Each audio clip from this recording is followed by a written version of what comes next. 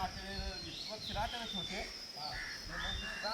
चावा ते आपल्याला पानावर आणि मारलं नाही गाड्या नसते ना आज येत नाही मग त्याच्यापासून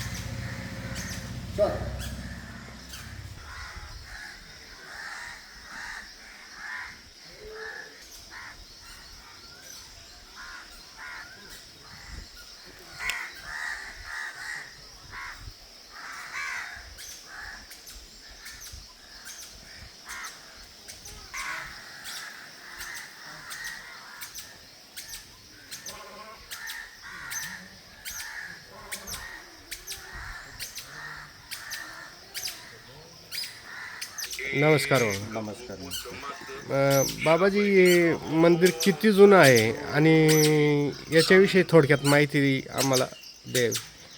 माहिती असं आहे, संगमेश्वर महादेव मंदिर इथं प्राचीन नाशिकच्या दंडकारण्य म्हणून ओळखलं जाणारं नाशिकच्या पश्चिम भागात संगमेश्वर महादेव मंदिर कश्यपी आणि गोदावरीच्या तीर्थावर पवित्र स्थानी असलेलं संगमेश्वर महादेव मंदिर, तसेच 3 नदींचा मेळ कश्यपी, गोदावरी आणि इकडून आलेली. पण इथं पूर्वी कुंभमेळा भरायचा या संगमेश्वर महादेव मंदिराजवळ. तसं काळभैरवसुद्धा प्राचीनच आहे. मूर्ती, काळभैरवची मूर्तीसुद्धा प्राचीन आहे. आत्ता बनवलेलं फक्त हनुमान मंदिर आणि दत्त मंदिर आहे.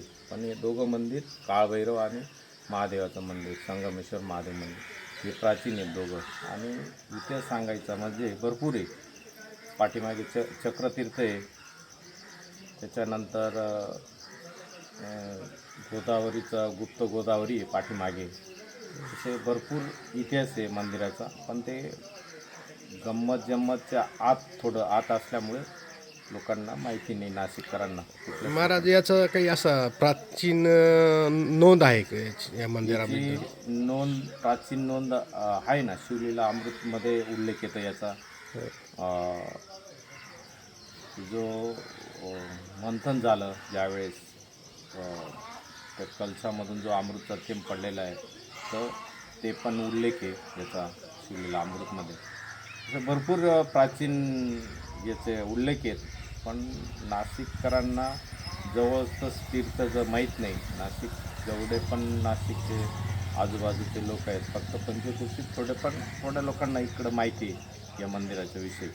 पण अजून नाशिकमध्येच नाशिकच्या लोकांनाच माहिती नाही. असे बरेचसे लोक येतात, मला सांगतात, महाराज आम्ही पहिल्यांदाच आलो, फार सुंदर आहे, नैसर्गिक आहे, वातावरण चांगलं आहे.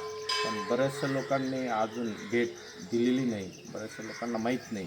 ठराविक असं लोकांना माहिती आहे मंदिर अति प्राचीन आहे.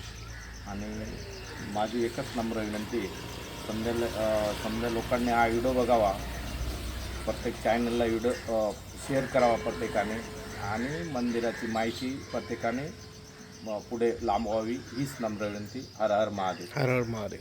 धन्यवाद.